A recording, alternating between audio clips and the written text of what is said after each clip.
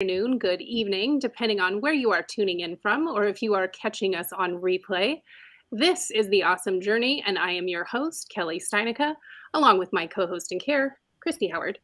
And we're just two girls that connected on LinkedIn 15 years ago, live on opposite sides of the country, have giving hearts, a passion for paying it forward, and I may have prayed to be living louder in my purpose. So now here we sit in front of microphones, bringing you The Awesome Journey.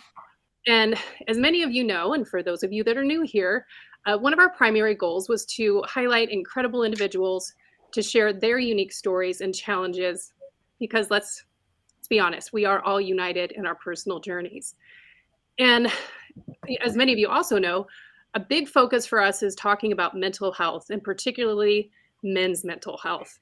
And we are so blessed, honored, privileged to have the Heare Brotherhood with us today to tell their stories, talk about their new incredible app, how it has blown up since the beginning of this year.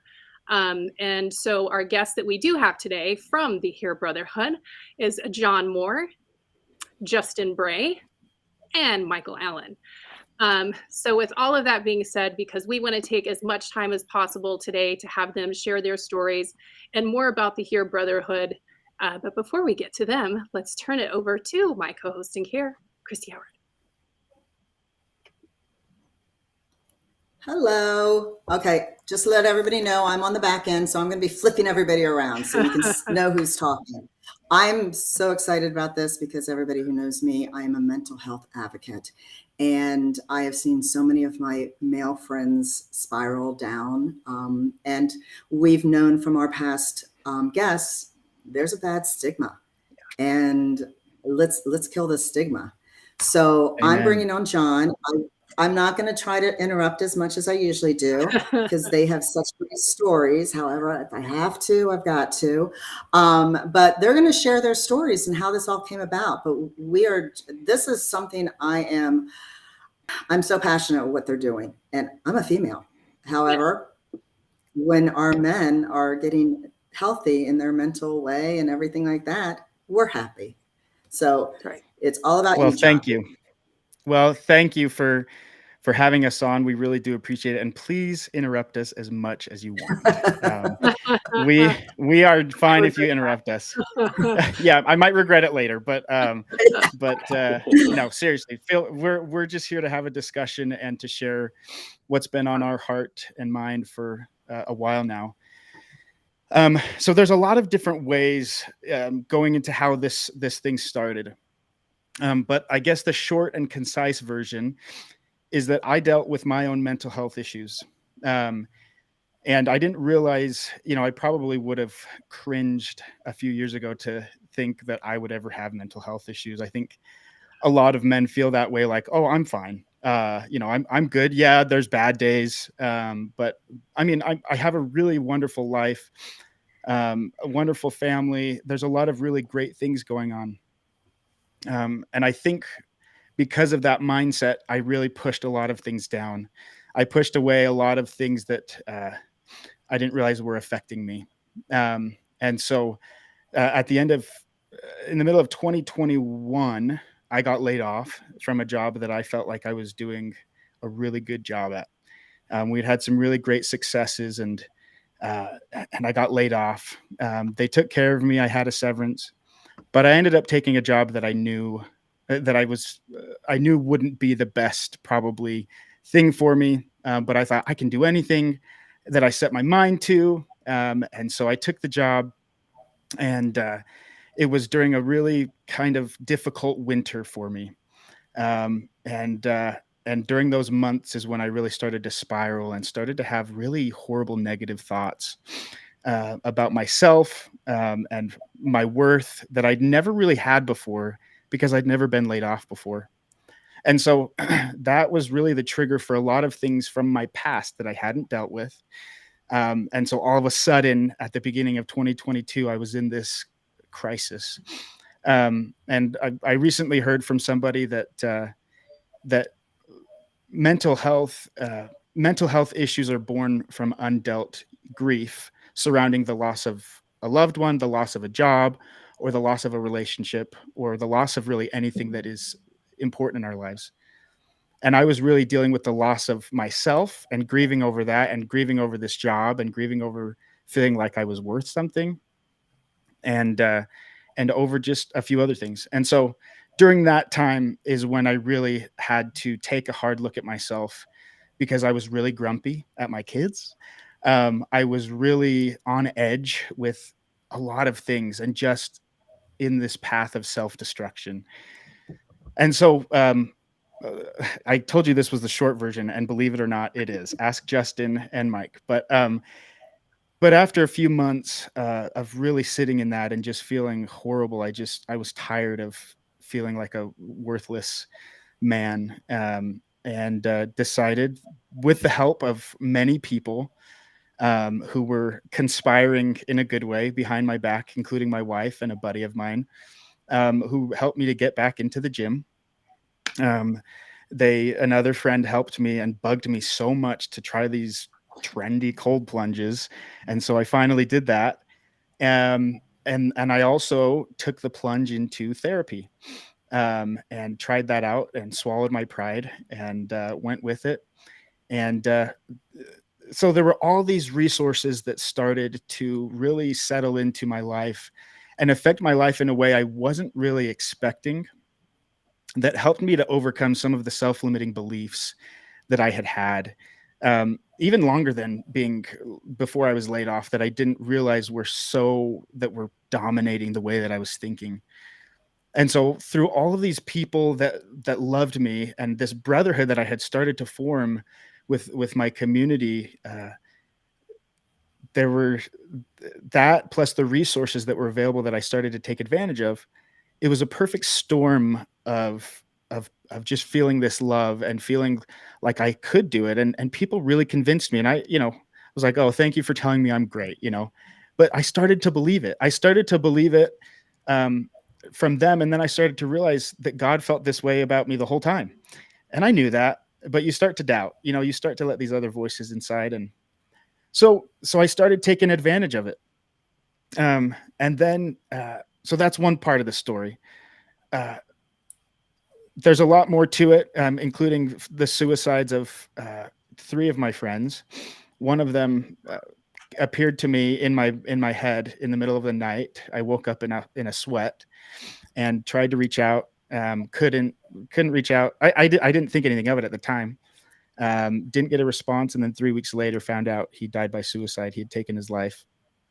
That really affected me, as well as one more of an acquaintance, another who was a good friend, and they were both shocking, because they had beautiful families. They're good looking, athletic, they have the money, they have everything, it seems, even a support system. And so it was so confusing to me, and it just was racking my brain. So that was all kind of happening at the same time. And I just started to realize and started to feel called to this work of seeking healing for myself, as well as looking at my friends and loved ones who were struggling, especially the men. And I realized how isolated and how lonely we all were feeling, but we weren't sharing it with each other because we have to be men, and men don't share those things. And so we're in the midst of this perfect storm. There was one day where, within, I think, 3 days, I had a loved one who was very suicidal. I had another friend who was telling me that he didn't want to live anymore as well. And then Twitch, the famous dancer, who's just an incredible force for good, he took his own life. So within the course of like 72 hours, all of that happened. And I finally walked in to talk to my wife about it. And I said, listen, this is it. If this isn't the sign that I have been feeling for a long time, and the calling, I don't know what else is. And so I kind of determined that day, like, I have to take this seriously now. There are people suffering. I have felt part of that suffering at times. And so, I'll let maybe I'll let Justin continue the story there. But from there, for a few months, I'd been really ruminating over what to do about it. And one of the things I'd always wanted to do was start an apparel brand. I just have always loved a good apparel brand. I took a master's, I did a master's program and did a whole presentation, a whole project for the semester about men's apparel, and, looked at all of this different research of what's really working for a lot of companies, and did this deep dive. And then in a different class in this master's program, I wrote a 23-page paper about male platonic intimacy. And it was this big, long research paper that really proved the concept for what we're doing of of searching for all these comments on social media from men that were struggling. And it was this big case study that kind of proved this concept. So then, a few months later, in January of this year, I saw Justin Brey on LinkedIn, and I saw a post that he had. It was a faith one. And so that brought me to Justin. And then another one a little bit later about brotherhood. And I'd been following him and just thinking, man, there's something there. I really feel strongly like I need to reach out to this guy. And I did. I shared an idea with him, and I said, hey, let's go to lunch. I'd love to share this more with you.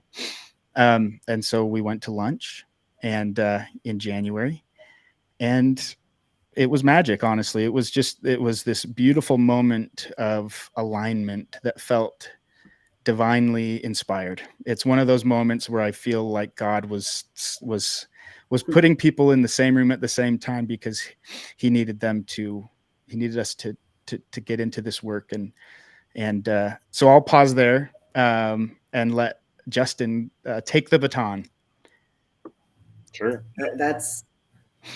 Appreciate that. I do have a question. So yes, I'm interrupting. Please. We do have because you just wanted me to interrupt. Jeff wants to know, define grief over himself. You made that comment about grief I did? over himself. Oh, I'm trying to remember the context of what grief. I think I was talking about grief when I have a friend who taught me that grief undealt with can turn into a mental health crisis. And grief that is dealt with many times doesn't turn into a mental health crisis. And right. I didn't realize that going into this, that grief and mental health can be separate. Grief affects mental health, but it doesn't always have to lead to a mental health crisis like I think a lot of us think it can. You have a lot of people that will lose a loved one and it just overtakes their life, or they lose a job. And that was me. The job part was I didn't deal with it, and it started to really affect my life, and it turned into I wouldn't say like a super bad crisis where I was at the point of suicide, but I was feeling worthless. So which are the preliminary moments before suicidal thoughts. And so I just I'm glad that people intervened at the right time before it became a full-fledged crisis. So I hope that answers the question. Helps.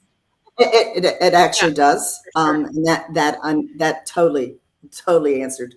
Yeah. Because Ben came back and said it was during your job transition conversation, but that helps that person who just asked, because that person's a job seeker. Yes. Oh, good. So, okay, Justin, it's all about you. Beautiful. Yeah, so John hit me up in January. I guess I'll just go a little bit into my history with all this as well, and kind of how it came to be from my point of view. I don't know if John ever realizes how inspired it was to reach out to me during that time, because prior to him reaching out to me, I just started posting on LinkedIn like the December before that or something like that. And I hadn't posted a ton on mental health, and I don't even know if John was aware of some of the mental health struggles that I had been through that now I've been very vocal and open about on LinkedIn and social media. And he took me out to lunch, and at the time, and I've been in digital marketing and branding and strategy for the last 10 years, and so I was getting hit up quite a bit. And I think John just hit me up on LinkedIn and was like, "Dude, I didn't want to talk to you about like an apparel brand," and I was like, "Oh, like another apparel brand, like." I don't know how well this is going to do, because I would have conversations with people all the time about marketing strategy and people getting my input on things with stuff like that. And so in the beginning, I just thought it was something kind of along those lines, but I still love talking about it. And John seemed cool, so I took him up on his offer. That's funny. You've never told me that little piece of information, and I don't know why I love it even more. Sorry. Right now. We'll edit that snippet out for you. Yeah. No, I love it. Christy, see, I'm an interrupter too, so sorry. That's okay, you know. Yeah, no. And it was a lunch. You got fed. That's Yeah, right. but prior to all of that, I'll go very quickly over my story because I think most people are pretty aware with it. But yeah, prior to that, a couple of years ago in 2020, I went through my own kind of mental struggles as well. I almost lost my family, got involved with drugs and alcohol pretty heavily. My wife kicked me out of our house, and we were separated for the second time. And at the time, we had 2 boys. And yeah, I just went down a really, really dark hole. I was very unconnected. I was very in this fog and haze, and was completely honestly unaware of it. I remember when my wife slapped me and kicked me out of our house, I just didn't even feel anything. I was so far gone. I was so in the dark. And then just continued to go down further and further from that point until I eventually realized that, I wanted my family back. And when my wife told me there was no way, and sorry, I don't know if we were allowed to swear. I almost said hell. You're good. Oh, we're totally unfiltered. Just say hell. I know it offends John. No, stop it. Just keep talking. Anyway, so she was just like, there's no way in hell we're ever getting back together. So I was just like, I just didn't want to live anymore. I realized how bad of a mistake I made. So I drove up and had my gun and wrote a suicide note to my little boy and or my oldest boy. And yeah, it just I came within seconds of ending my life, and my life was saved by a text message from my brother, or my brother-in-law, that I just call my brother. And that was kind of my whole journey. And then, coming back out of that, hitting complete rock bottom and kind of changing my life around, I was able to get my family and my wife back, and by, a miracle, honestly. And now, we're married. We have a little girl now. We have another baby on the way. And just one of my biggest messages to people is just like, man, you just never know. Like, just there's always light after the darkness, always. Amen.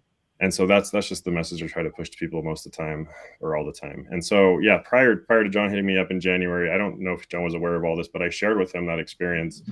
I think John was one of the first people I openly shared me almost taking my life to. And we were just crying. I was crying at lunch, and just picture two men at a Mexican restaurant drinking horchata and crying together. That's the scene. Yeah, it was very good. And then at the time, I was in the process of starting a marketing agency, and I'd already put a decent amount of money in that. And John's like, "Do you want to help me just start a mental health brand, just to bring awareness?" That's all it was at the beginning. It was just like bringing awareness, just this passion project. It was never like, do you want to make a lot of money, like trying to push mental health? Like, it was just never like revenue led or any, like, at all. Like, we didn't even talk about any of that till like a week before we launched. And we're like, how are we actually going to, maybe make this sustainable for us one day to provide for our families? And it just really took off from there. And it went from an apparel company. It became very apparent that, we launched officially May 1st. And just really quickly, it became so apparent that men wanted a place to be together. Like, the whole stigma of men not wanting to open up is complete BS. Guys want to open up and they want to share, but they want a safe space to do it in, and they want to do it with other men who have experienced the things that they have. Yes. And so that's really the space that we've tried to create, and we call it a safe space for men. And that's really what our app has been. It's just been this really safe space. It goes in line with our mission, is to forge a global brotherhood of support and growth. And that's how we've kind of organized our app. Our app is organized in the 3 pillars of what Heare is about. It's support, it's growth, and it's community. We are very heavily community based, and I feel like that's really kind of what sets us apart. We're not, obviously there's a place for medication, there's a place for therapy. Therapy saved my life. But there is this sense of community and brotherhood that is missing in this world. I truly believe that. And that's really what we're trying to do. And that's really what I feel like is saving a lot of lives, is guys just connecting with other men and building that love, building that camaraderie, building that brotherhood, building that tribe together. And that's really what we've kind of done. And we officially launched our app in June, and we've done this all organically through LinkedIn. I mean, you look at the comments, like everyone on here is pretty much from LinkedIn. Great. And it's just been incredible. Like I talk to guys almost every day. A lot of the guys on here I've talked to, and they're in the comments, I think. And it's just been such a rewarding experience. And I was recently laid off from my full-time marketing job, and I was just like, I'm going all in on here now. I was like, the night I wrote the oath, I just felt so incredibly inspired to put all my time and energy into here. And now I can do that for a few months. So putting all our faith in on that. And yeah, that's kind of my background a little bit. So I'll never forget the morning. I'll never forget the morning I woke up, and Justin and I had talked about writing some type of an oath or something that people can commit each other to, and the verbiage just never really came to me. There were a few things we talked about, some of the things that the brother's keeper and a few other things, but then one morning I woke up and Justin's like, so I think I wrote the oath. And he hadn't told me the whole story, but I just woke up, he shared it with me, and I really don't think I changed much other than like a spelling of one word or like a period or an apostrophe, or I don't remember, but very minimal. Grammar is not my strong suit at all. That's okay. And I guess if you could real quickly before we turn over to Michael, is to share what happened when the oath came to you, because that's a powerful story too. Yeah, for sure. And yeah, ironically, we also just released our oath collection, like the shirts that we just released. Heyo, woo! Oh yeah, John's wearing one, and it has our entire oath on the back. But yeah, just really quickly, that the night I wrote it, I think it was. I'm showing it. I'm showing the oath. Everyone I don't even know if you can see it. You can really see all those words very well on the back. I know. There. Yeah, so I think I wrote it a few weeks or even maybe a month or more before we've launched. And I've had like 3 incredibly spiritual experiences in my life. And this was one of them. This is one of the 3. And I woke up, it was probably at like 2 or 3 in the morning. I woke up just bawling, like just absolutely sobbing. And right away, I just felt like I was being connected to another man who was lonely and who was struggling, specifically financially. Like I could just feel that he was lonely as a provider. He was struggling to provide for his family, and he was feeling the stresses and burdens of that, which so many of us can relate to. And I like felt this pain of this individual, and I just was crying. And I was like, what is happening to me? And so I went down, my wife's luckily a deep sleeper. And so I went downstairs and I said a prayer, and I was just like, God, what's going on? I was like, please help me. Please help this individual.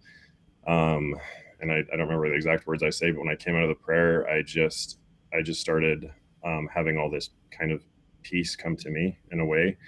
And I just started getting the impression of like God being like, you need to put all your time, energy, and focus into this. And then I was like, okay. So I went upstairs, went back to bed, I laid down, and then I just kept having these words come to me. I don't know if you guys I'm sure you guys have been in bed before, and you just have like, you're just thinking constantly. You're like, I just need to write this down so I can sleep. Yes. And that was like the exact mind frame I was in. So I just got out of bed. I was like, okay. So I just got out my notes on my phone, and I have terrible eyesight. So I'm like squinting, looking at my phone in the dark, trying not to wake up my wife, like typing all these words that were coming to me. And I pretty much just like literally just typed it out from start to finish without stopping, and probably wrote it in like 5 or 10 minutes. And then I just put my phone down. I think I sent it to John as well, like right after I was done. And then I went to bed, and yeah, that was, and that's the oath now. That's really how the oath came to be. And it's really the foundation of Heare. It's what we require all of our app users to sign. It's what we require people to sign before they get on our website to buy apparel. Before most of our events, we read the oath before we do our meditation, or when we went up and did a hike and a cold plunge, and we shared the oath there. And it's really where, this all, kind of where we go back to for all this. So yeah, it's kind of our constitution in a way, or our love it. Bill of Rights, whatever we want to call it. Let's call it the Heare Brotherhood Oath. There you go. Perfect. I like that. Yeah, and I got it tattooed on my arm. Oh, that is so cool. So very cool. Yeah, I like that. I said once we hit 1,000 signs of the oath that I'd get it tattooed. And so I did that. And now I think we're approaching 5,000 now on our site. Wow.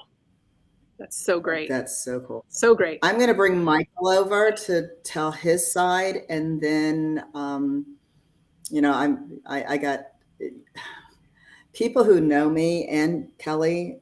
Our faith is very important to us. The T and the is the cross. And we also, both of us as women, I mean, you know, we both have gone through some really, really dark times. However, I'm a true believer that there are times that God says, I need to bring you down to the rocks so you can fly up and help other people. Yep. And I'm listening to your story, Justin and John. And I mean, I know we've had conversations. I get goosebumps because of what you're doing for all these men and women. Yes. I you know, I just, if I can find an angel investor, if I could be an angel investor, this is something that needs to be, it needs to be something that's going to be in the forefront over the stigma of, it's a bunch of guys just putting an app together. It's no big deal. It's a big deal. It is a very big deal. And just looking at the chat, I mean, I don't know any of these people. Usually we know the same people, but it's just for the fact and seeing their titles that they're able to say, hey, you guys have changed our lives. Yeah. We've all changed each other's lives. So Michael, enough of me speaking. Again, this is so passionate. We're about the mental health. 100%. And love it. I can't adore you guys enough for what you're doing. So here you go, Michael. It's all about you. Yes, we should label ourselves. We're the women of the Heare Brotherhood. That's what we have to say. I have a feeling that they've got a few of them. Yeah, I'm pretty sure. I know that. I even know this. I even know that Stephanie Jane Eggplant is a huge follower of you guys. Yes, she is. Yeah, we love Stephanie. Yes. So that's awesome. No, the women's supporters have been a huge part of this and part of the growth too. And so many women have said, how do I get my boyfriend, my husband, my brother, my dad to be a part of this? Because they see the benefit and the value of it, and they love the men in their lives and want them to be well and want them to have a community and a brotherhood, because the isolation and loneliness that we've seen that was magnified through the pandemic. This is just a quick anecdote before I get into a little bit of how I came into the picture, but we launched on May 1st. Officially, we launched the Heare Brotherhood. We released the site. We had our apparel. Literally the next morning, I looked at my news feed, and there was the first article on my news feed said that the Surgeon General is declaring a new pandemic, and it was of loneliness. And there's all these studies around it. There's all of this stuff happening in our country and the world. And I just was like, I can't believe that we launched this brand about reconnecting men. And the next day we see this article, and I was like, it was incredible to me, just how apparent the need is for us to reconnect, and not just at a superficial level. And I think that's what makes it so different when you come into this brotherhood, where people, the leaders of it, are already very vulnerable and open and sharing their stories and sharing their struggles and sharing their victories. Then when people come into that space, they've shown the example of, like, this is the kind of safe space that it is, where you can open up and talk about what is real. So much of what's happening on social media or in LinkedIn in particular, it's posturing. It's showing the best side, the highlight reel. And in this space, I'm like, it's the real. It's like, let's be real about what's really happening in our lives and how we're doing. Ask for help when we need it. Ask questions. We have this anonymous Q&A section of our app where people go in and ask, like, these really vulnerable but important questions. And just the responses that come in are amazing, of so much empathy and support. It's just an amazing thing to behold. So there's my quick rant before I tell a little bit about my story of how I got into this amazing thing. Mine probably goes back to I had left my corporate job about a year and a half ago, and it was just a very fortunate turn of events that allowed me to leave my job and have enough financial coverage that I didn't have to immediately go and find the next job, which had always been the case for me. It was, if I was leaving a job, I needed the next one lined up so I could pay the bills, right? And my career has been in branding and graphic design, and I've been very fortunate in my career, and I always had good jobs, but definitely had some ups and downs within those jobs, and had dealt with some mental health struggles in my relationships at work, particularly with bosses. And later I did some research on this, that is one of the biggest influences of mental health, is the dynamic that people have with their boss, even more influential than their therapist, more influential than things that you would expect would be more important. But like that, the boss dynamic is such a big factor of our mental well-being. And that was sort of a crazy thing for me to learn about and research later. But I had felt that, ups and downs throughout my career. And when I left my last job, I was like, I'm just taking a breather. And how fortunate I was to be able to do that, right? I was like, people said, oh, well, what are you going to do after you leave? And I said, I don't even want to answer that. I don't know. I just want time. I just want space to like reflect and think, and then I'll figure it out, a little bit later. So call it a mini retirement, whatever, however we want to label it. I was in that position, and at first it was incredible. I was like, this is so awesome. I'm just hanging out with my wife a lot, with my kids. I'm not on Zoom calls all day. I'm not, on email all day. I'm not on the hook for all these deliverables. It just felt like this total, liberation of all of the burdens and stresses of work. And that lasted for a while, until I realized in the space of of that time, I was going through a little bit of an identity crisis, because so much of our identity is attached to our career and our day-to-day accomplishments, day-to-day, feedback loop. You get validation, you get a sense of accomplishment, a sense of purpose. All of that was really tied up with my career. And suddenly when that was gone, and I had space for all kinds of things to start to surface that I had been able to ignore or be distracted by. And I realized that I was having these memories come up of unresolved issues. I was having feelings come up of things that I hadn't dealt with. My wife had this book on the table, and I'm not going to get the title right, but it said something like "Feelings Buried Alive Never Die." Like, this was a book that she had on like next to the bed or whatever.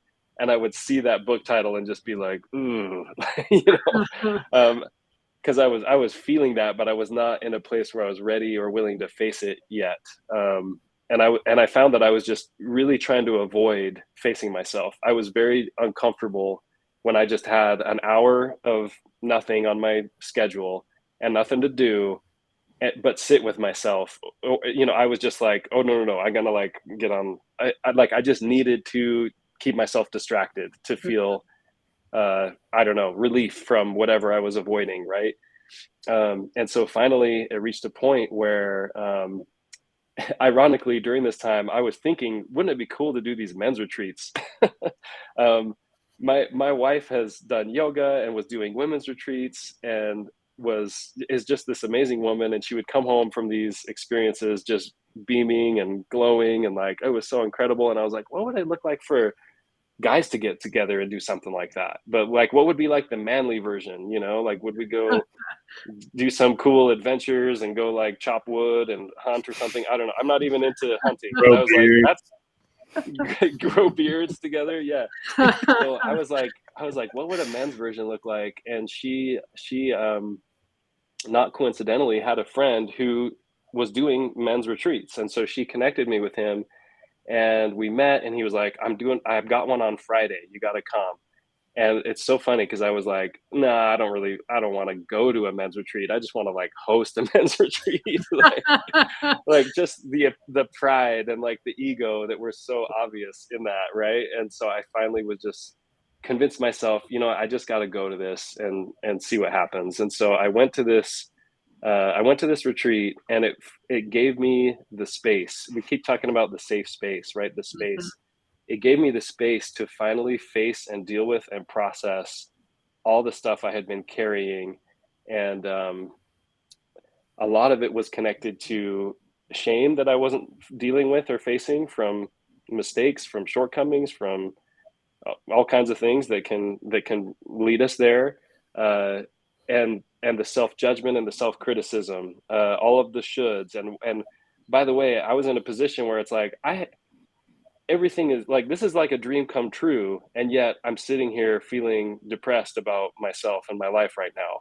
And it was just that further evidence that the career success, the financial stability, the material things, like none of those are going to fill a void if that's what we have, and we're trying to fill it with anything outside of us. Like it's not going to work. And I had that realization when I went into a breathwork meditation, and there was music playing, and I was breathing differently, and my mouth was getting dry, and I was kind of like, this is all very distracting.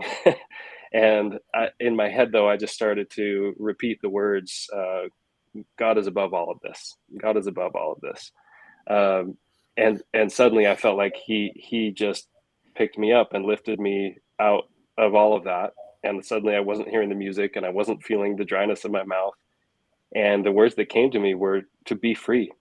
Just let go of all of that. And I just realized, like, all of the suffering that I was feeling and the struggle was self-inflicted by my thoughts, by my own sort of mental cycle of feeling shame, wanting to distract, feeling guilty about wanting to distract myself or numb out, or, and he just said, be free of it. And as soon as I felt that permission and that realization that I could, and that he had the power to help me do that, I just felt like I was just wrung out. Like I started just sobbing with the relief and the joy and the light and the love.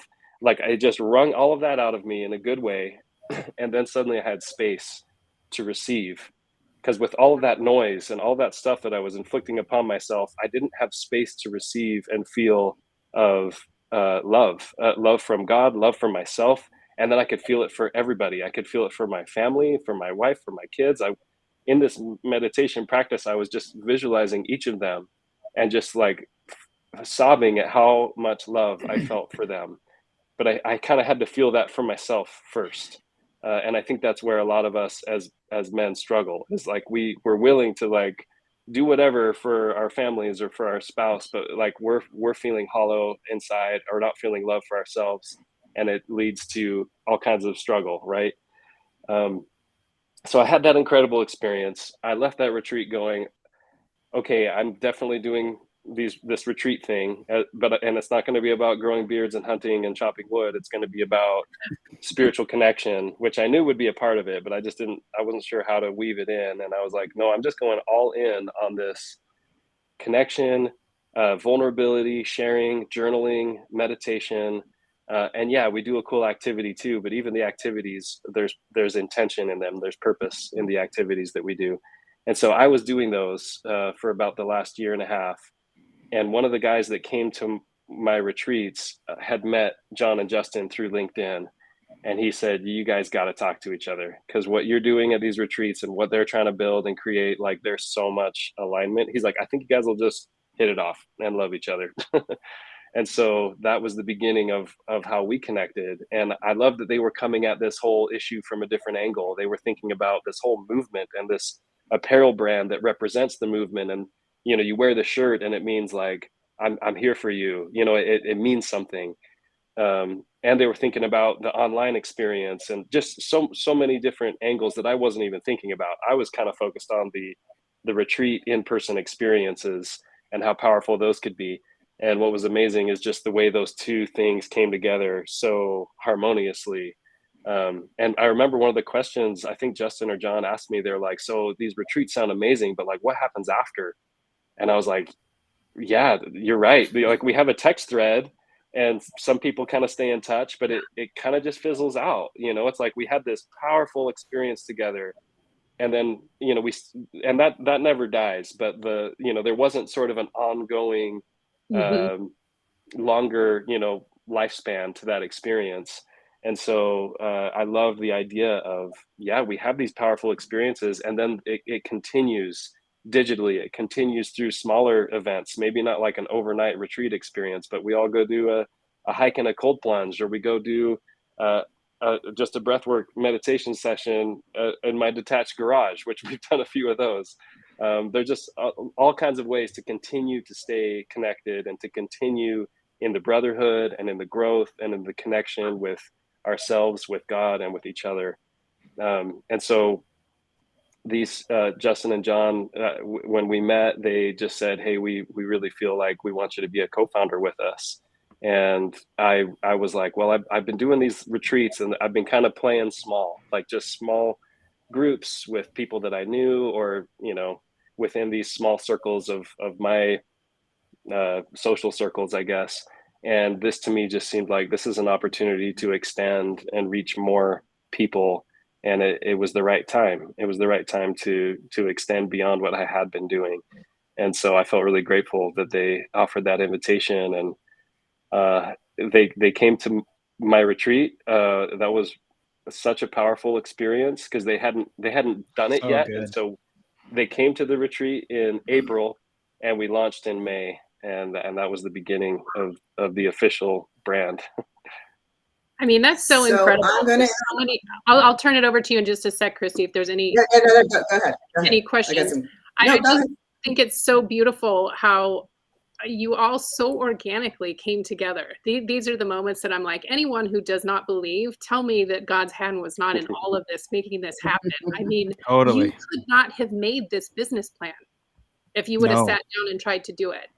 I mean, it's so Yeah. incredible and just so beautiful. I love what you guys are doing. And I do want to get into, of course, the app. But before we do, Christy, I'll go down to you. So Yeah, we've got two questions, which obviously I'm curious too. Aaron, oath and products for the women. Yes, that We- is that is coming at some point. I don't know if it's sooner or later, but we have a lot of women who are some of the most incredible supporters that we have, and we want to provide a space for them to be a part of this because they want this just as badly as we do. We all are in this together, and when we can help men to be mentally strong, like you were talking about, it affects their spouses and their children. yes. It feels like it's fixing many problems and the gift that keeps giving. And so we want to honor that and honor those that are the women that are our biggest supporters. And so we're looking at a space within our app, or maybe a separate app for supporters. We're looking at potential apparel, a special line for women. We're looking at a few different things. So yes, it is on our radar. And so what? Sorry. And again, you guys are very new, so I don't the think ideas are probably all over the I think place. a lot of people realize how new we are because a lot of people come to us and they're like, "When are you starting something for women or teenagers?" And it's like, well, we're just still trying to figure it out for men. Right, it's September.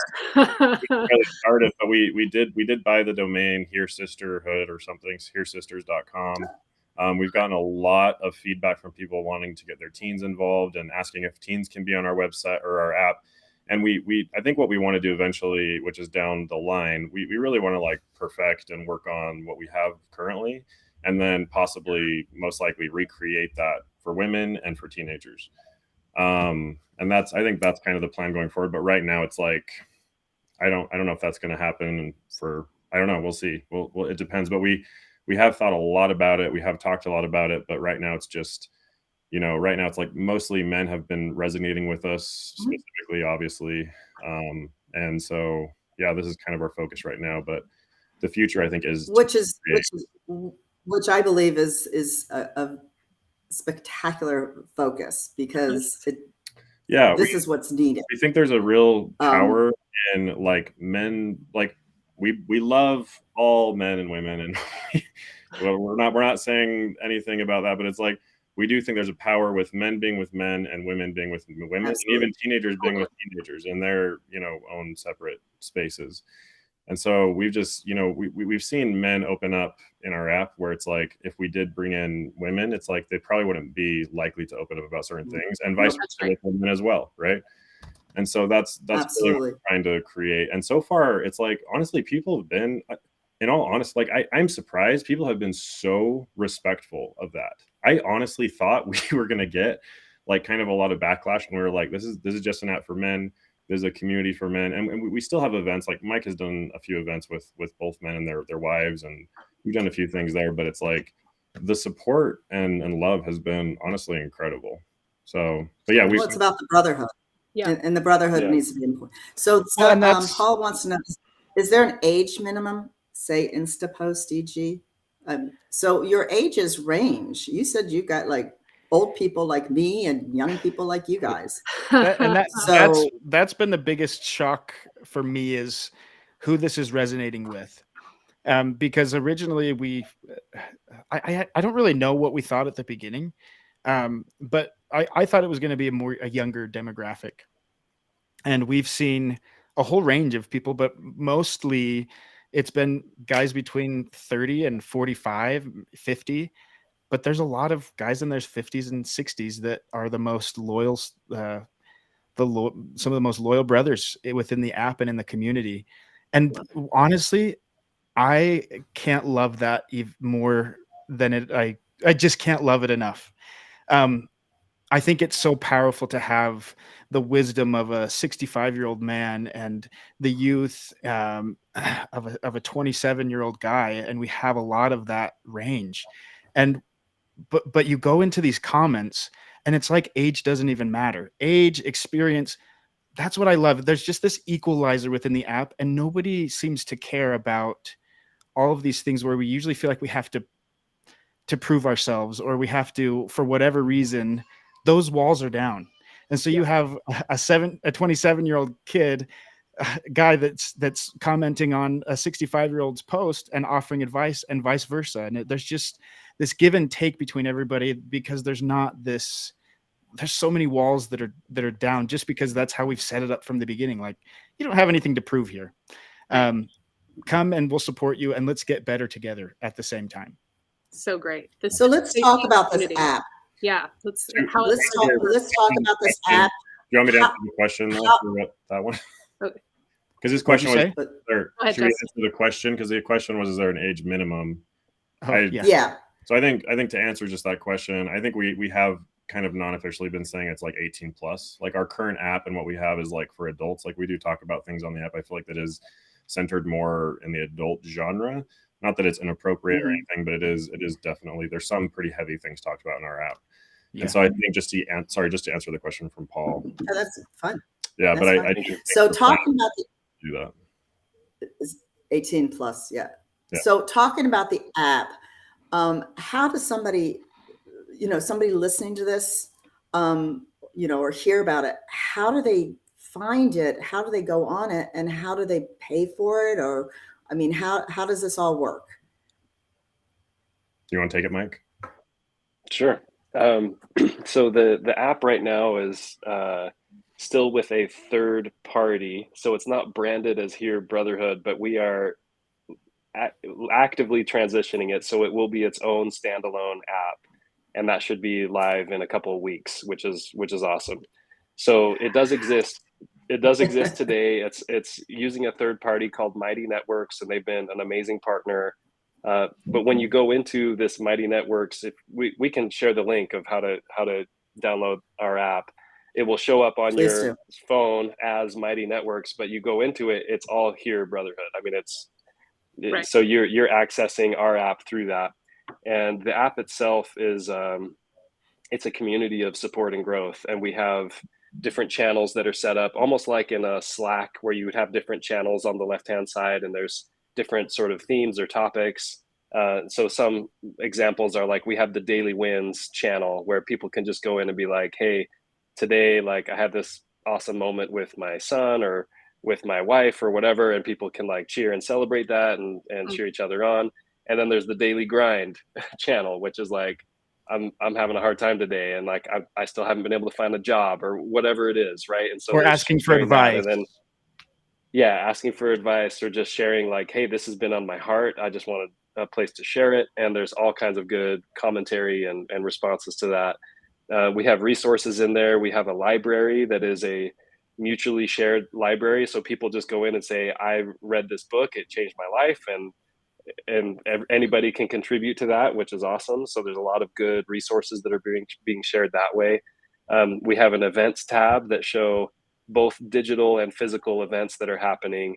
A lot of our digital events have been things like we call them Heare Talks, which are a series of speakers. So someone will come on. It might be a life coach. It might be somebody who's just has an incredible story, and they come on and they do a live stream like we're doing to our Heare Brotherhood audience, and they'll speak for an hour or so or have a Q&A. And those have been really, really amazing. Really, really great speakers have been on and very inspiring. And then I've done a couple of virtual meditations. So I'll literally just lead the group through a live meditation practice or a breathwork session, which we tried for the first time last week. I was doing a actual physical breathwork session. We had 18 or 20 people in the space, and I was on my phone live streaming it to everybody that wanted to join on the app, and it actually kind of worked. It was great. So that, all those kinds of things are all happening through this platform. We also have daily check-ins. We have challenges and goals. I don't know, what else am I missing? That's all what's happening in the app. And the way to get it is we'll send you the link, and soon you'll be able to search for it in the app and just find it organically. Yeah, and just some cool plugs to the app is we just launched the app officially in June. It's been all organic. We have, I think, almost 11 or 1,200 members on our app. Just a second, bud. Hi. Bring him in. Bring him in. Well, I can answer the question. Oh, are you ready? No, yeah. Yep.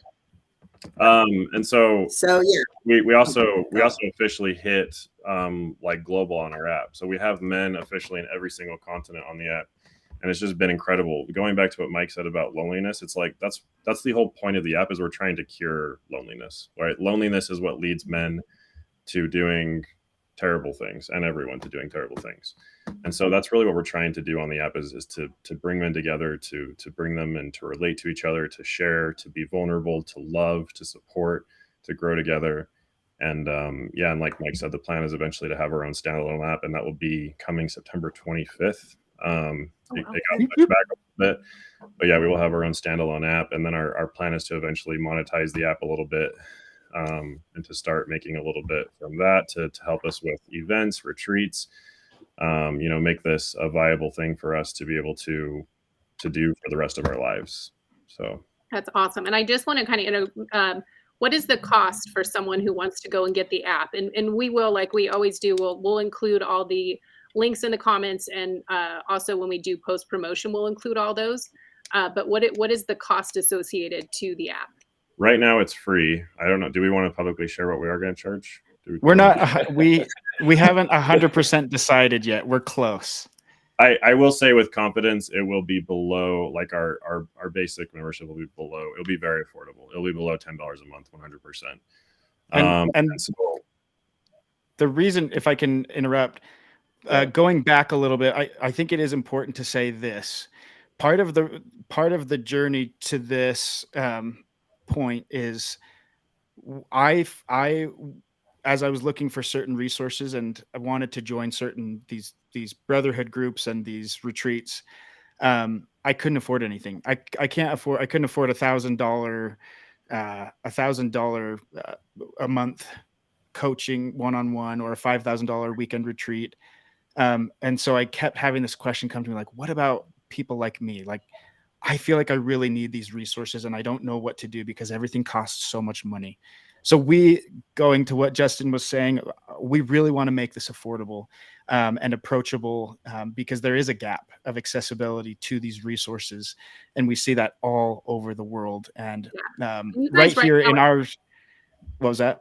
Sorry, I was just saying right now you do take donations, because then my follow-up, and you can finish that, would be then how are you guys how are you making money off the app? How are you? Do you It's take free, donations? free Are you? right now. So the app is free right now, and we're keeping it free to kind of like build that foundation, and then eventually we will have to monetize it, because it's becoming it already is a full-time job for all of us at this point, and so we're needing to do something to kind of help us support ourselves and to help grow the community and help with events and things like that. Sorry, Doug. And then there's the apparel side, which there's a little bit of profit on the apparel, of course, and I think people know that when they buy a shirt, they know they're supporting the whole movement.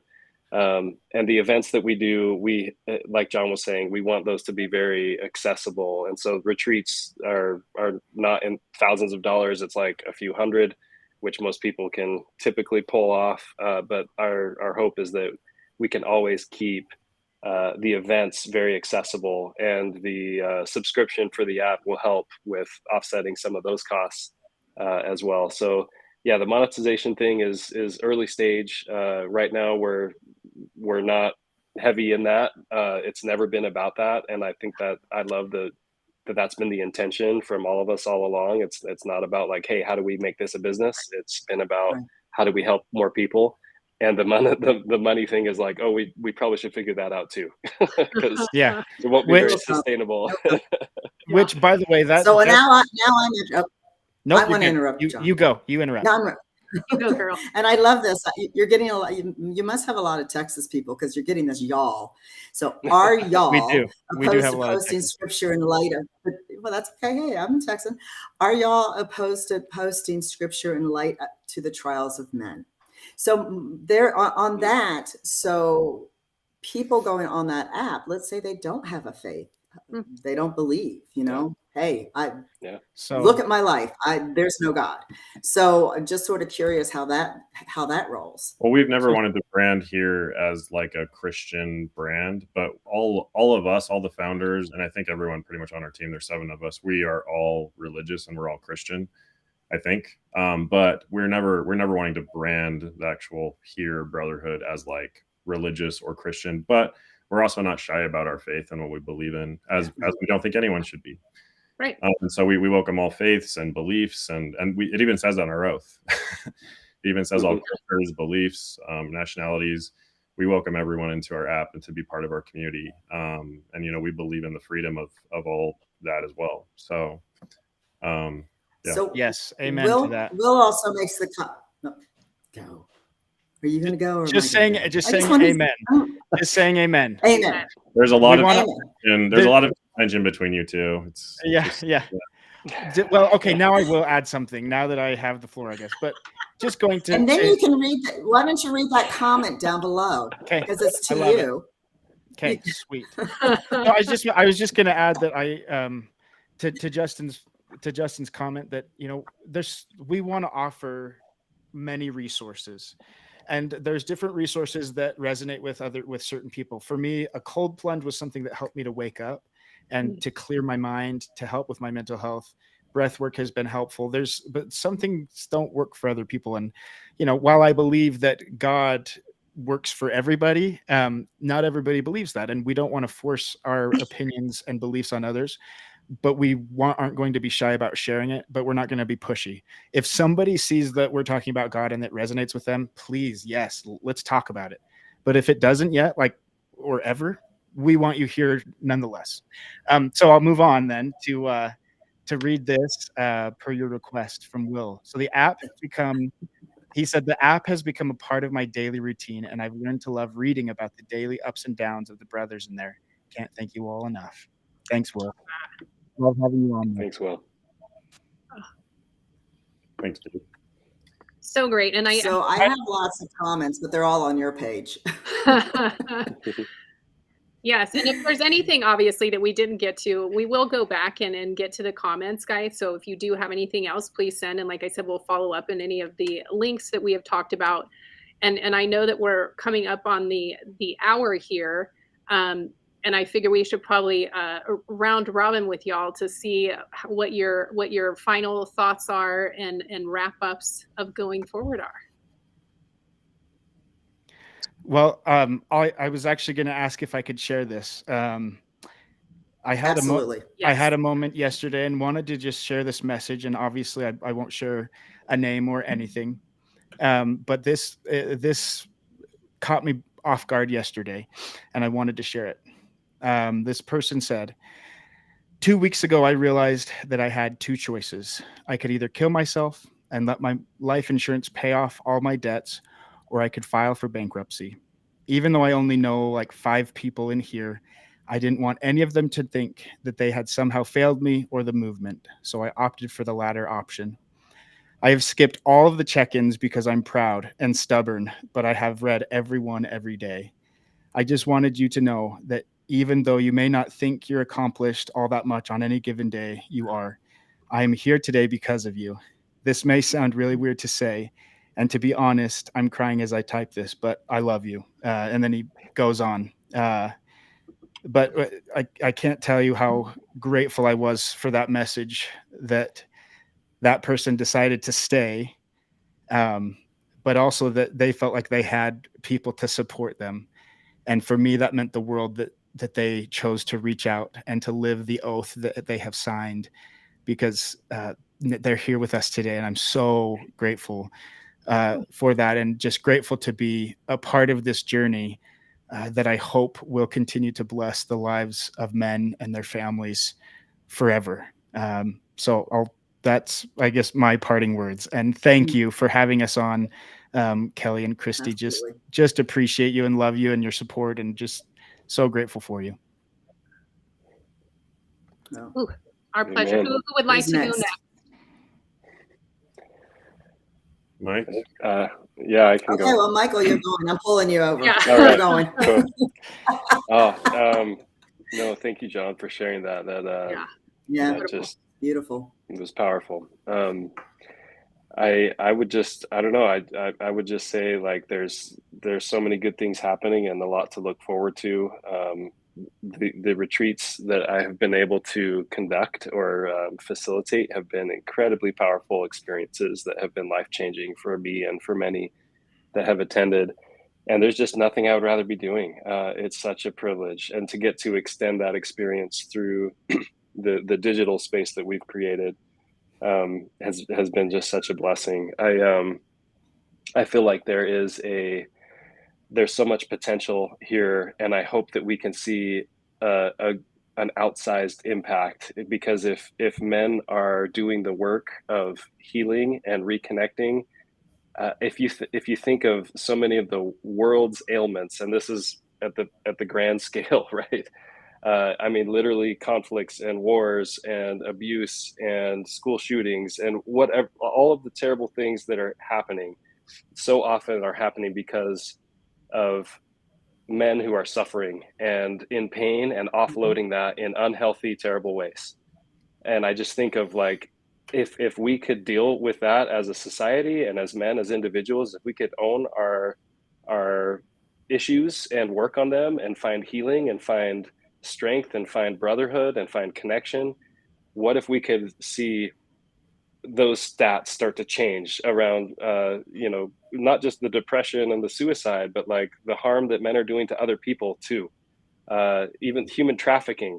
I'm like, why does this happen? It's because there's demand for it. Why is there demand for it? It's because men are in rough situations for however many, whatever all the reasons are, right? I mean, it's a very complicated thing to dive into, but I'm like, if men can connect and heal, we'll see that ripple effect in so many aspects of life. And that's like the big vision, right? Of the potential that not just us, not the Heare Brotherhood, but like us as a society, as men, healing and reconnecting and choosing love instead of hate, and dealing with our pain in healthy ways, processing it instead of offloading it on others. So there's my little soapbox.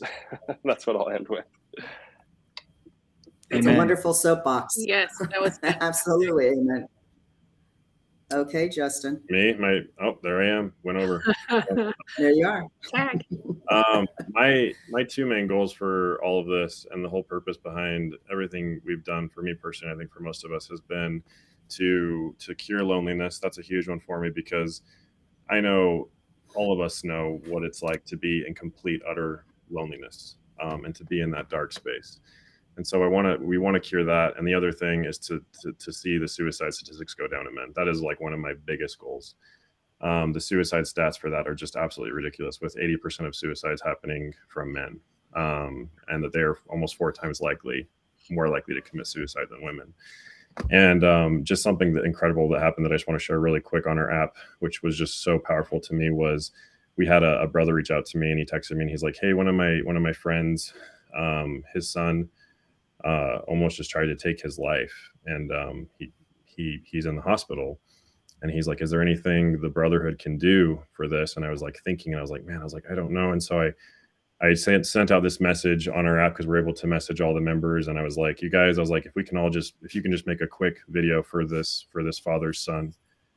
Gosh, I'm trying to get too emotional. And I sent out that message, and I was like, that'd be so cool if we got like 3 or 4 videos from members from our app. And man, I don't even know how many we got. We ended up probably getting, I don't know, we had like 30 minutes of videos of guys just for 10 to 15 seconds saying how much they loved this father's son. And it was just so incredibly powerful. And then I got this text from him, a couple weeks ago. And this is after he had watched the videos that we compiled together. And I was just going to read it. He said, for some reason, I wanted to wait to watch the video until he and I could watch it together. And this is just after his son woke up. He said, which we just did. Words cannot express the gratitude and respect I have for all the amazing men that would take time to share their love, experiences, and provide much needed hope that he and our family desperately needed. To say that you have literally saved his life, and I'm sure countless others, is not an overstatement. We cried and marveled as your brotherhood suddenly became our brotherhood. I am not sure what the criteria is to join, but we both want in. And man, that is why we're doing this, like to save lives, and to make men not feel lonely. And so, yeah, just wanted to end on that. Whew, Christy. Wow. Oh, Yeah, and you know me, I never cry. Like, I know. I have so many thoughts right now, because I know so many men. The loneliness is tough, especially for strong, men. You're not supposed to be weak. You're not supposed to be vulnerable. And to have something where all you guys can come together at different ages, and just share and be vulnerable and not be judged. I mean, talk about anything and everything. And trust me, anything and everything I am sure you guys get dig down deep.